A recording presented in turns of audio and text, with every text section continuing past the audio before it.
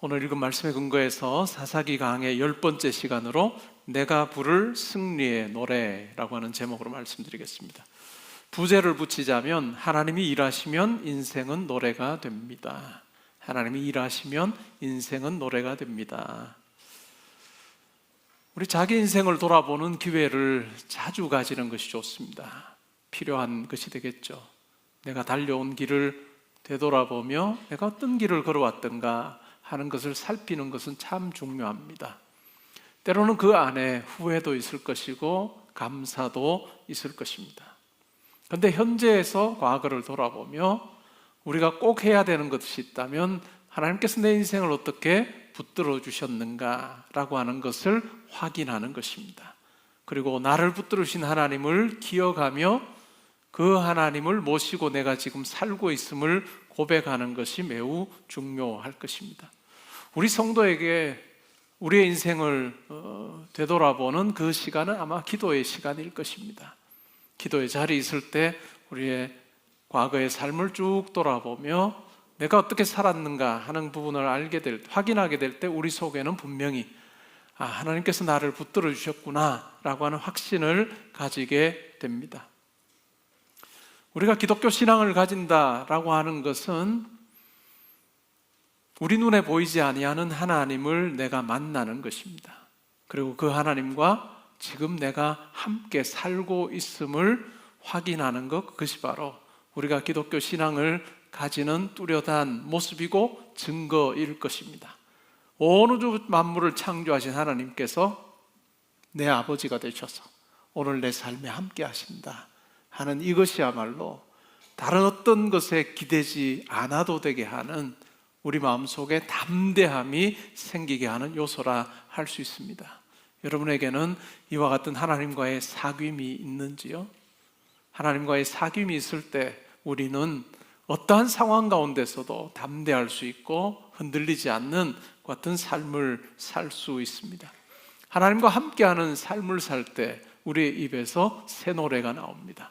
하나님께서 나를 통해서 하시는 일들, 이루시는 일들을 내 입을 통해서 고백하게 되는 것입니다. 그냥 내가 열심을 내어 사는 그것이 전부가 아니라 내게 생명 주시고 온 우주 만물을 창조하신 그 하나님께서 지극히 유한하고 짧은 내 인생 가운데 함께 하시는 것을 경험하는 그것이야말로 짧은 인생 속에 영원이라고 하는, 영원히 존재하는 그분이 함께 하시는 그것이야말로 놀라운 신비고, 그것을 체험할 때 우리의 하루하루는 이러한 생각 없이 사는 하루와는 아주 다를 것입니다. 여러분의 인생에 노래가 어떠한 것인지요? 그리고 여러분 어떤 노래를, 새 노래를 부르기를 원하는 마음으로 살고 계십니까? 오늘 읽었던 사사기 5장 말씀은 하나님의 일하심을 담은 새 노래라 할 수 있습니다. 사사 드보라와 군대 장관 바락이 가나안의 군대를 무찌르고 나서 전리품 먼저 챙기는 것이 아니라 하나님 앞에 먼저 찬양을 올려드리고 있습니다. 왜 그랬을까요? 그 승리야말로 자기들의 힘으로 얻은 승리가 아니고 하나님께서 주신 승리다라고 하는 것을 그들이 분명히 알았기 때문에 그러합니다. 오늘 저는 이 본문을 통해서 두 가지를 생각하려고 합니다. 첫 번째는 하나님이 임재하시면 상황이 바뀐다라고 하는 것입니다. 두 번째는 하나님의 일하심 앞에서 우리가 해야 할 선택은 뭘까? 순종일 수도 있고 거절일 수도 있습니다. 같은 부름을 받았지만 어떤 지파는 순종해서 전쟁에 참여했고 어떤 지파는 참여하지 않았습니다. 과연 나는 지금 어떤 모습으로 하나님 앞에 살고 있는가 하는 부분도 우리가 생각을 해보면 좋겠습니다. 이 드보라의 노래, 사사기 5장에 걸쳐서 끝까지 나오는데 31절까지 나오는 이 드보라의 노래를 네 부분으로 나눠볼 수 있습니다. 1절부터 11절까지는 하나님을 찬양하자라고 하는 내용이 주를 이룹니다. 그리고 12절부터 해서 18절에서는 이스라엘 공동체 12지파가 이제는 결속력이 점점 더 약해집니다. 그래서 하나됨을 잃어가는 그런 모습을 소개를 합니다. 이 단락에서 어느 지파는 전쟁에 참여했고 어느 지파는 함께하지 않았다 하는 부분을 우리에게 알려주고 있습니다. 그 다음에 세 번째가 19절부터 27절에 나오는 하나님의 전쟁에 대한 이야기고, 네 번째가 28절부터 31절에 나오는 가나안 사람들의 사고방식, 특별히 시스라의 어머니를 통해서 우리가 발견하게 되는 가나안의 사고방식, 우리가 닮지 말아야 될 사고방식에 대한 이야기가 나오고, 마지막 찬송으로 그렇게 끝이 나는 내용입니다. 오늘 우리가 읽은 이 18절까지의 내용은 앞에 두 부분을 담고 있다라고 우리가 생각할 수 있습니다. 먼저 5장 1절부터 11절의 내용을 한번 살펴보죠. 하나님의 구원 역사를 찬양하는 내용입니다. 1절은 이렇게 시작합니다. 이날에 드보라와 아비노함의 아들 바락이 노래하여 이르되. 이 5장의 이 노래는 사사 드보라와 또한 군대 장관이었던 이 바락이 함께 노래하는 것으로 그렇게 시작합니다. 근데 실제로 이 히브리어 원문을 보면 노래하다라고 하는 이 단어는 여성 단수형을 취하고 있습니다. 그 말은 어떤 의미일까요? 이 노래의 주체가 누구냐라고 했을 때 바락이기보다는 드보라, 사사였던 선지자였던 드보라의 노래다라고 우리가 이해를 하는 것이 적절해 보입니다. 2절에 이렇게 말합니다. 이스라엘의 영솔자들이 영솔하였고 백성이 즐거이 헌신하였으니 여호와를 찬송하라. 이 하나님의 놀라운 임재에 함께했던 이스라엘의 지도자들 그리고 백성들, 그 헌신에 대해서 이야기를 하며 하나님께 찬양하자라고 이야기를 합니다. 그리고 이 하나님의 일하심에 대한 하나님을 찬양하는 이 내용은 단순히 그냥 이스라엘 사람들에게만 국한된 것이 아니라 3절에 보면 너희 왕들아 들으라, 통치자들아 귀를 기울이라, 나 곧 내가 여호와를 노래할 것이요 이스라엘의 하나님 여호와를 찬송하리로다 라고 하면서 이 땅의 모든 통치자와 지배자들까지 내 힘으로 사는 거야, 내가 지배하는 거야, 내가 통치하는 거야 라고 생각하는, 누군가를 찬양하지 않고 살 수 있다고 생각하는 이 땅의 모든 지도자들과 통치자들을 향해서도 하나님을 찬양해야 한다라고 하는 이야기를 하고 있습니다. 찬양으로 촉구하는, 초대하는 그 같은 내용이 나옵니다. 그 다음에 4절부터 5절에서는 능력의 하나님이 간섭하실 때 어떤 일들이 일어나는가, 어떤 현상이 벌어지는가 라고 하는 부분을 이야기합니다. 4절에 보면 이렇게 말합니다. 여호와여 주께서 세일에서부터 나오시고 에돔 들에서부터 진행하실 때에 땅이 진동하고 하늘이 물을 내리고 구름도 물을 내렸나이다. 산들이 여호와 앞에서 진동하니 저 시내 산도 이스라엘의 하나님 여호와 앞에서 진동하였도다. 이 땅이 그냥 우리 인간의 어떤 여러 어떤 원칙이나 지배 방식에 의해서 존재하는 것이 아니라 이 땅이 바로 하나님께서 창조하신 것이다 라는 이야기를 합니다. 피조물이라는 것입니다. 우리 인간도 피조물이고 산과 바다와 땅과 그 모든 것들도 하나님께서 지으신 것이다. 근데 하나님께서 그 피조물 가운데 역사하실 때 이 피조물들 가운데 진동함이 일어나고 또한 하나님의 임재의 놀라운 현상들이 두드러졌다라고 하는 이야기를 하고 있습니다. 특별히 땅이 진동하고 하늘이 물을 내리고 구름도 물을 내리는 이와 같은 것을 통해서 어찌 보면 우리가 4장에서 살폈고 또 여호와의 전쟁에 대한 이야기를 하고 있는 19절부터 27절에서도 살피게 되겠지만, 도무지 철병거라고 하는 이 불패의 아이콘 같은 그것을 가지고 있는 이 가나안 군대를 무찌르는 데 있어서 이 창조주 하나님의 절대적인 개입, 능력의 개입이라고 하는 것이 얼마나 중요했던가 하는 것을 우리에게 이야기를 해주고 있습니다.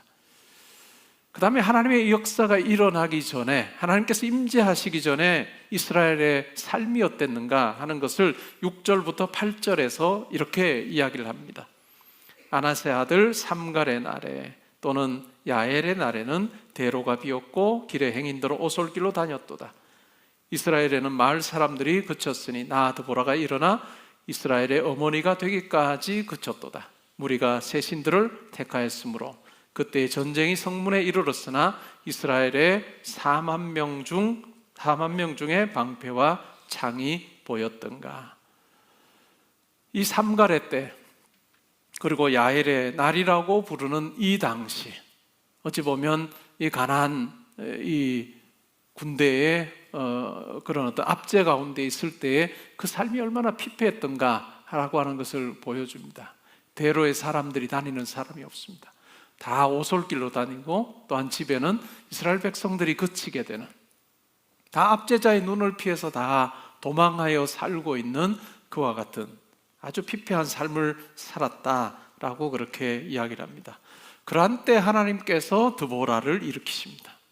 그래서 드보라를 일으키셔서 7절에 보면 이스라엘의 어머니가 되게 하셨다라는 이야기를 합니다.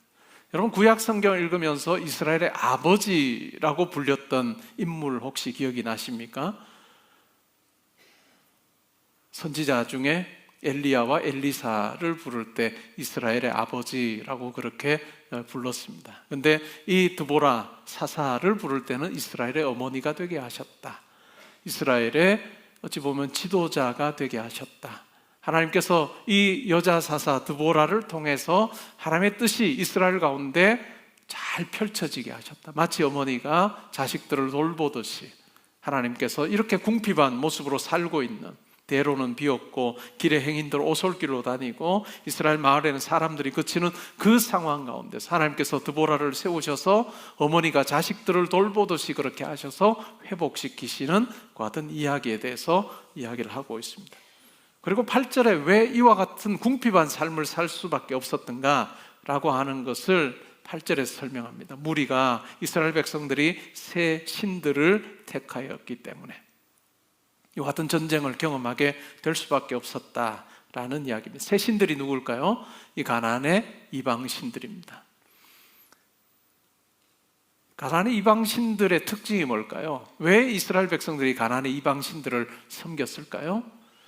이 가나안의 이방신들이 이방신들을 섬김으로 얻으려고 했던 것은 뭘까요? 이스라엘 백성들이 자기들의 평안함입니다.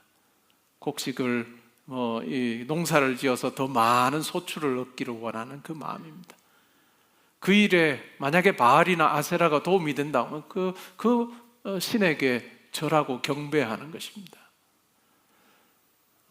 로마 그리스의 신들을 보아도 지금 우리가 신화 속의 어떤 신으로 생각하지만 그 당시의 사람들은 실질적으로 신으로 섬겼습니다.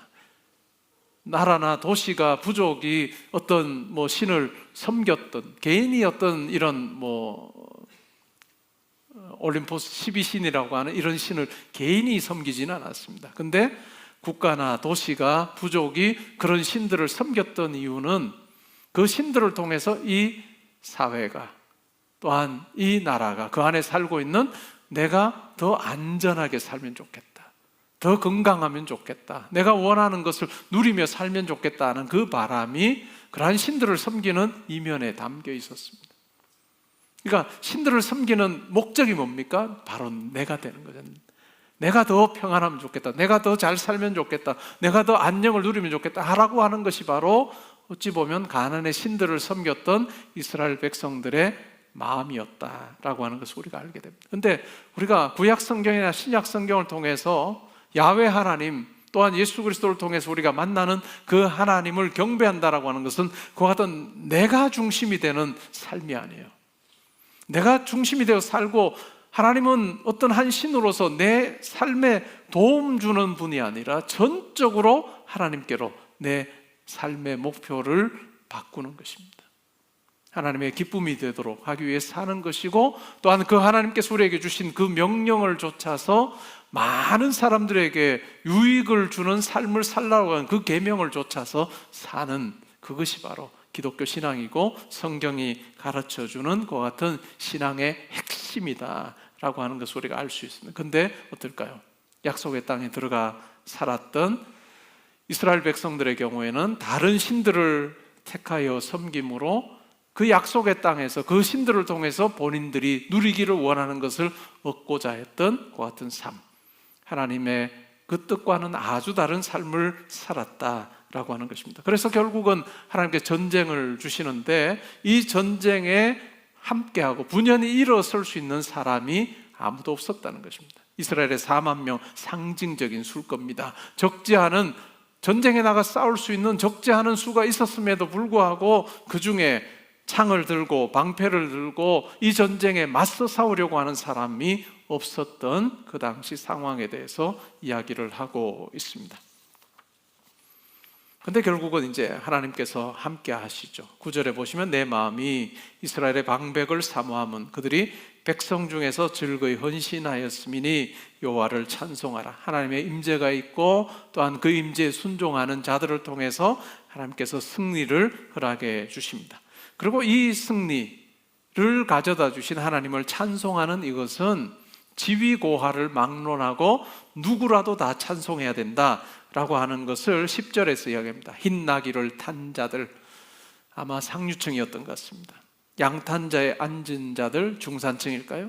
그리고 길에 행하는 일반적인 백성들이 다 지위고하를 막론하고 다 불러야 되는 찬양, 여호와를 영화롭게 하는 그것이 바로 공통의 사명이다라고 그렇게 이야기를 해줍니다. 그리고 11절은 그러면 이 찬양을 어디서 부를 것인가 하는 이야기를 하고 있습니다. 전쟁에 승리했다면 전쟁터에서 그 찬양 불러야 되겠죠. 승리를 주신 하나님을 영화롭게 하는 그 찬양이 울려 퍼지는 것이 당연할 것입니다. 그런데 그곳에서만이 아니라 11절에 보시면 활 쏘는 자들의 소리로부터 멀리 떨어진 물 깃는 곳에서도 여호와의 공의로우신 일을 전하라. 그러면 이 전쟁터로부터 멀리 떨어져 있는 물 깃는 곳에서도 하나님께서 행하신 이 놀라운 일을 전해야 된다 하는 이 말은 뭘까요? 일상의 삶에서요. 물 깃는 우물가에서 하나님께서 행하신 놀라운 일을 전하고 노래해야 된다라고 하는 것은 우리 교회 표 중에 하나였던 일상의 예배자로 사는 것입니다. 우리가 그냥 예배의 자리에 있으면 하나님을 찬양하는 것이 아니라 내 삶의 자리에서, 내가 공부하는 곳에서, 내가 일하는 곳에서, 내가 만나는 사람과의 관계 속에서 그냥 드러내놓고 하나님을 막 찬양하는 것이 아니라, 그렇게 하면 여러분 관계가 다 끊어질 거예요. 만나기만 하면 뭐 환자 보시면 의사분들, 간호사분들 있다 만나기만 하나님을 믿으세요, 뭐 하나님 이러면 여러분의 인맥이 좁아지는 비결이 될 것입니다. 그렇게 하지 말고 우리는 마음속에 찬양하는 그 마음을 가지고 내가 하나님의 뜻에 순종하며 살겠습니다. 이 자리가 하나님을 찬양하는 자리입니다 라고 하는 생각을 가지고 내가 하는 말이, 내가 하는 행동이 참으로 겸손하게 다른 사람을 위하는 것이 되는, 그것이 어떻게 보면 일상에서의 예배의 모습이 될 것이라고 저는 생각을 합니다. 그렇게 하자라고 이야기를 하고 있습니다. 그래서 여호와의 공의로우신 일을 전하라. 이스라엘에서 마을 사람들을 위한 의로우신 일을 노래하라. 그때 여호와의 백성이 성문에 내려갔도다. 그래서 1절부터 11절에서는 하나님께서 임하셨을 때, 능력의 하나님의 임재가 있었을 때 정말 말도 안 되던 상황이 바뀌어서 그 승리를 허락하신 부분에 대해서 이야기하고, 그 놀라운 승리는 어느 누구라도 다 전해야 되고 어디서라도 선포해야 되는 내용이다 라는 이야기를 우리에게 전해주고 있습니다. 그 다음에 두 번째 부분이 12절부터 18절의 내용입니다. 이 두 번째 부분에서는 이스라엘 공동체가 약화되는 부분에 대해서 이야기합니다. 그러면서 순종과 거절이라고 하는 것을 통해서 어떤 지파는 순종해서 전쟁에 참여하고 어떤 지파는 거절함으로 새 노래를 부를 수 있었던 지파가 있는가 하면 또한 침묵할 수밖에 없었던 그 어떤 지파에 대한 이야기를 해주고 있습니다. 우리가 여호수아 1장을 보면 가나안 정복 전쟁을 할 때 이스라엘의 12지파가 다 함께합니다. 가나안 동편에 자리를 잡았던, 하나님으로부터 땅을 받고 분깃을 얻었던 르벤 지파나 갓 지파나 므낫세 반 지파와 같은 지파들도 하나님께서 우리에게 이미 땅을 주셨다, 분깃을 주셨다라고 그냥 만족하고 그 자리에 머물지 않습니다. 머물러 있지 않고 다시 가나안으로 들어가서 정복 전쟁을 펼치는데 12지파가 한 마음이 되어서 그와 같은 정복 전쟁을 펼쳤고, 하나님께서는 그들에게 승리를 주셨습니다. 그런데 시간이 지나서 사사시대가 되었을 때는 이러한 결속력이 약해졌습니다. 그래서 14절부터 18절에 보면 순종한 지파도 있고 전쟁에 참여한 지파도 있고 참여하지 않은 지파도 있다라는 이야기를 해주고 있습니다. 그 내용을 한번 보시죠. 에브라임에서 나온 자들은 아말렉의 뿌리 박힌 자들이요, 사실은 히브리어 원문에서 번역을 할 때 제일 어려운 장르가 시입니다. 그래서 시편이나 시로 되어 있는 부분이 영어 성경을 봐도 그렇고 정말 다양한 번역들이 존재를 합니다. 어쨌든 저는 설교를 하면서 그걸 다 설명드릴 수는 없고 개역개정에 나오는 그 번역을 따라서 제가 설명을 좀 드리려고 합니다. 에브라임 지파에게서 나온 자들은 아말렉의 뿌리 박힌 자들. 이게 뭔 말인지 도무지 이해가 잘 안 될 수 있습니다. 이 말을 우리가 이렇게 생각해 볼 수 있습니다. 에브라임 지파가 살고 있는 그 땅에 여전히 아말렉 족속들이 살고 있었습니다. 아말렉 족속들이 하나님으로부터 받던 그 땅에 함께 살고 있다면 어떻게 될까요?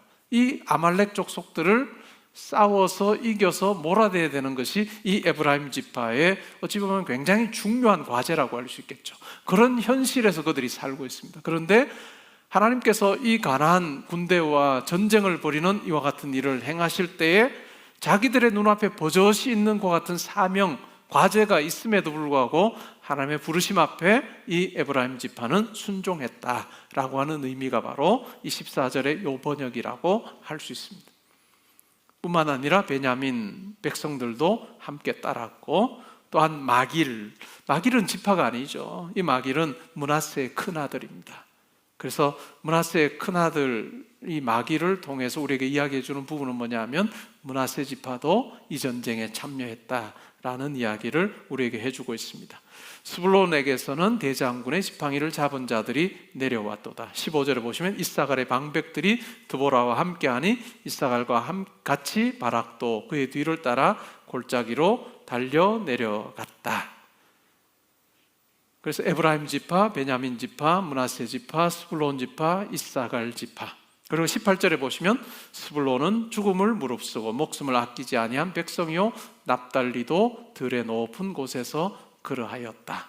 그래서 이 스불론의 경우에도 함께했다라는 이야기를 해주고 있습니다.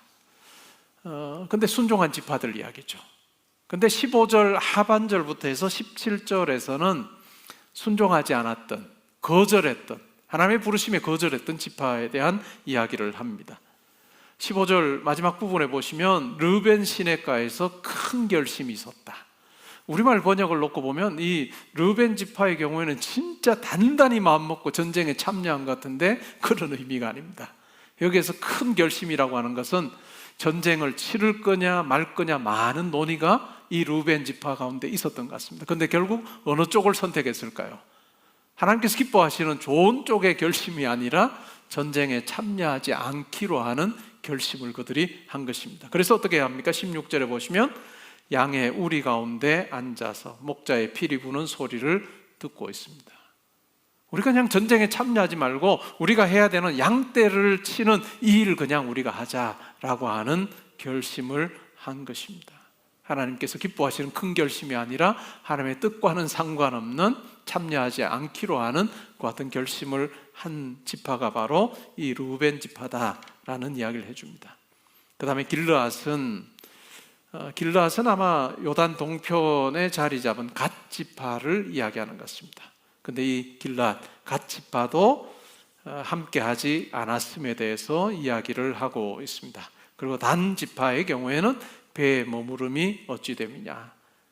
아셀 지파의 경우에는 해변에 앉아서 자기 항만에 거주하는도다라고 이야기를 합니다. 르벤 지파, 그 다음에 갓 지파, 단 지파, 아셀 지파와 같은 사람들은 하나님께서 거룩한 전쟁으로 부르셨음에도 불구하고 반응하지 않았다. 침묵했다. 거절했다. 그래서 결국은 이 놀라운 새 노래를 부를 수 있는 자격이 그들에겐 주어지지 않았다라는 이야기를 우리에게 해주고 있습니다. 예수님의 비유 중에 누가복음 14장에 보면 혼인잔치 비유라는 게 있습니다. 혼인잔치 비유. 어떤 사람이 아들을 이제 결혼을 시킵니다. 그러면서 지인들을 초대합니다. 종을 보내어서 내가 혼인잔치를 이제 준비했으니 혼인잔치에 참여해 주시오라고 그렇게 초대를 합니다. 이 초청을 받았던 자들이 거절을 합니다. 나는 밭에 나가서 일을 해야 되니까 못 가겠습니다. 나는 소를 5겨리를 샀습니다. 시험해 봐야 돼서 못 가요. 여러분, 소 5결이로 농사 지을 그 밭의 면적이 어느 정도 될까요? 엄청난 면적입니다. 그 말은 곧 이 초청을 받았던 사람들이 굉장한 부자였습니다. 많은 것을 가지고 있는 사람들이었습니다. 나는 결혼을 해서 못 가겠습니다. 나는 사업에 바빠서 못 가겠습니다. 핑계를 대면서 이 혼인잔치에 다 거절을 합니다. 그래서 결국 어떠합니까? 주인이 종들을 시내와 거리로 보내서 골목으로 보내서 사람들을 잔치로 초대하는 내용이 나옵니다. 제가 요 비유를 사실은 화요일까지 목회와 신학에 원고를 내야 되는 비유인데 데드라인이 가까워져서 지금 막 열심히 작업하고 있는 비유 중에 하나입니다. 이러한 어떤 초대의 핑계됨으로 내가 가지 못하겠습니다 라고 했던 그런 사람들에 대해서 바깥 어두운 데서 슬피 우는 그러한 것으로 묘사를 하고 있습니다. 우리 삶도 한번 보면 좋을 것 같아요. 하나님의 초대에, 하나님의 부르심에 나는 어떻게 반응하고 있는가? 누가복음 14장에 나오는 것처럼, 아니면 사사기 5장에 나오는 것처럼 여러 이유들을 대면서 내가 안전하기 위해서, 내가 유익을 얻기 위해서 라고 하는 여러 이유로 하나님의 부르심에 반응하지 않았던 그런 지파들, 그런 사람들, 그들은 결국은 새 노래를 부를 수 없었다라고 하는 이야기를 우리가 확인해 볼 필요가 있습니다. 과연 나는 어떤 모습으로 하나님 앞에 살고 있는가라고 하는 것이죠. 동일한 소집령이 내려졌지만 선택은 달랐습니다. 전쟁에 함께했던 지파들은 능력의 하나님의 그 개입을, intervention, 하나님께서 뛰어드셔서 하나님께서 일하시는 것을 그들은 생생히 목격했고, 그 현장에서 그들은 새로운 노래로 하나님을 노래할 수 있었습니다. 그러나 뒤로 빠진 지파의 경우에는 침묵할 수밖에 없었다라고 하는 것입니다. 레너드 라벤힐이라고 하는 영국 출생의 미국에서 주로 목회를 하셨던 목사님이 계십니다. 아마 1970년대에 세상을 떠나신 걸로 저는 기억하고 있는데, 이 목사님이 이런 말씀을 하셨습니다. 일생일대의 기회는 기회가 살아있는 동안 잡아야 한다. 맞는 말이죠, 그죠? 일생일대의 기회는 기회가 주어져 있을 때 잡아야 된다. 근데 과연 나는 그런 모습으로 살고 있는가라고 하는 것이 참 중요한 것 같아요. 은퇴한 목사님들을 제가 간혹 만날 기회가 있습니다. 그러시면 저를 만나서 차 마시면서 그런 말씀을 하세요. 이 목사, 내가 이제 다시 내가 현역으로 돌아가면 정말 더 잘할 수 있을 것 같다 라는 말씀을 하세요. 아마 그런 말씀하기가 쉬울 것 같아요. 우리 인생이, 그죠? 때로는 그 자리에서 이렇게 물러나 있어 보면 더 잘 보이는. 그래서 보통은 바둑 뜨거나 장기 경우에도 훈수 뜨는 사람이 더 잘 보잖아요. 막상 자기가 뜨러 가면 잘 안 보이는 경우가 많아요. 근데 우리 인생은 뭘까요? 훈수 뜨면서 살 수 있는 인생이 아니라는 거죠. 내가 직접 말을 움직여야 되고 돌을 놓아야 되는 것, 그것이 바로 우리 삶이라는 것입니다. 내게 기회가 주어졌을 때 그 기회가 주어진 동안에 최선을 내가 다하고 있는가라고 하는 것 참 중요하다라고 하는 이야기입니다. 이 말을 하셨던 라벤힐이라고 하는 이 목사님이 세상을 떠나기 전에 지금 현재 미국에서 한 10대 교회에 속하는 브루클린 태버네클 처치라고 하는 뉴욕 맨하탄에서 목회를 하는 짐 심발라라고 하는 목사님을 만나서 이런 말씀을 하셨습니다. 지금은 이 교회는 뉴욕에 있는 이 교회는 10,000명이 넘는 교회예요. 근데 이분이 처음 1972년에 짐 심발라라고 하는 목사님이 목회를 시작하셨을 때는 20명 정도 되는 목회 성도로 시작을 했어요. 그렇게 시작을 한 지 얼마 안 됐을 때 아마 이 라벤헬이라고 하는 목사님이 세상을 떠나시기 직전에 이 목사님에게, 심발라라고 하는 목사님에게 이런 말씀을 해주셨다고요. 아마 1970년대겠죠? 사람들은 오늘날 교회가 성장하고 있으며 확장되고 있다고 말합니다. 그렇습니다. 이제 교회는 10마일이나 넓게 퍼졌습니다. 그러나 그 깊이는 약 4분의 1인치밖에 안 됩니다 라는 이야기를 해줬다고 합니다.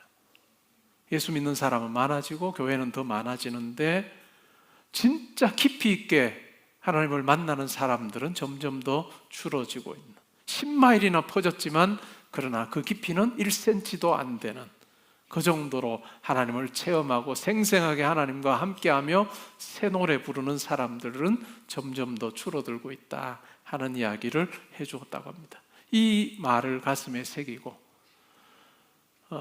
동성애자들이 있고 또 마약을 하면서 정말로 자기의 삶을 온통 잃어버린 사람들에게 예수 그리스도의 복음을 전함으로 그들이 그 수렁에서 빠져나와서 하나님 백성의 영광스러운 삶을 생생히 경험하며 새 노래를 부르게 하는 그 놀라운 사역을 지금도 이 신발라 목사님은 잘 감당하고 있다라고 하는 것입니다. 우리 삶에 한번 생각해 보면 좋겠습니다. 과연 나는 하나님의 부르심 앞에 정말로 즐거운 마음으로 순종함으로 반응하고 있는가? 우리가 인생의 어떤 시기를 살든지 간에 내 인생의 시기에 변함없이 우리가 고백해야 되는 것, 내 인생의 목적은 하나님을 영화롭게 하는 것입니다. 하나님을 영화롭게 하는 것이고 하나님의 말씀에 순종하여서 많은 사람들을, 유한한 내 인생을 통해서 많은 사람들에게 유익을 주는 것입니다 라고 하는 이 흔들리지 않는 분명한 우리의 인생의 목적이 우리 가운데 있으면 좋겠습니다. 그럴 때 우리가 헛발질하지 않을 것입니다. 때로는 이 땅에 내가 더 평안히 살고 더 내가 많은 것을 누리는 이 땅에 정착하고 영원히 살 것처럼 그렇게 살고자 하는 마음이 우리 가운데 유혹으로 다가올 때도 그것이 우리의 인생이 아님을 알고 하나님의 부르심 앞에 적극적으로 순종하여서 우리 이 땅에서의 잠시 거쳐가는 나그네 인생을 사는 동안에 내 삶에 그 영원한 가치를 담아내며 그 영원하신 하나님을 내 삶과 말을 통해서 보여주는 삶 산다면 그것이야말로 가장 복된 성도의 삶이라 할 수 있을 것입니다. 그런데 이 놀라운 고백은, 이러한 새 노래는 하나님의 말씀에 순종하는 자에게만 주어지는 특권이다 하는 것을 우리가 기억하면 좋겠습니다. 여러 이유로 전쟁에 참여하지 않았던 지파들은 이 노래에 함께할 수 없고 침묵할 수밖에 없고 시간이 지나서는 그때 함께 했더라면 이라고 후회할 수밖에 없는 침묵의 공백만 남았다는 것 우리가 기억하면 좋겠습니다. 하나님께서 우리 각자에게 동일하게 부르십니다. 그 부르심은 교회만이 아니라 여러분의 가정이고 여러분의 일터일 것입니다. 내 힘으로 내 지혜로 그냥 충분히 감당해낼 것 같은 그런 어떤 모습으로 하루를 살지 말고 하나님께서 내게 주신 그 하루를 선물로 잘 감당하겠습니다 하는 마음으로 살면 좋겠습니다.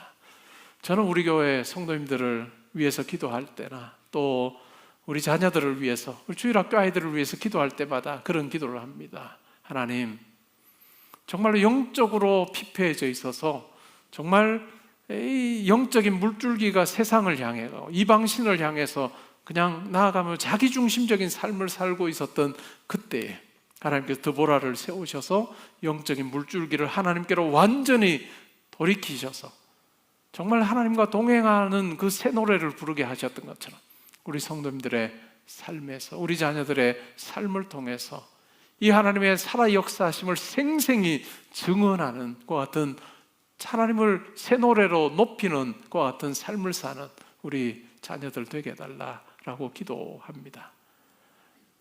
도토리 기재기하며 이 세상에서 조금 더 누가 더 가지냐라고 하는 것이 우리의 목표가 아니라 정말 하나님을 영광스럽게 선포하는, 도토리 기재기하지 아니하고 물줄기를 확 바꾸어 놓을 수 있는, 각계각층에서 그와 같은 물줄기를 확 바꾸어 놓을 수 있는 정말 하나님의 사람들이 교회에서 많이 나오면 좋겠고, 그 새 노래의 유산이 이제는 후대로 가면서 그것이 물려줘야 되는 유산이 되어서 또한 그 새 노래를 배웠던 자들이, 우리 자녀들이, 우리 후손들이 그들의 삶 가운데 또한 새 노래 부르게 하신 하나님을 생생히 체험하는 그러한 체험이 분명히 있는 그런 교회, 그런 가정, 가문이 되면 좋겠다 하는 기도를 합니다.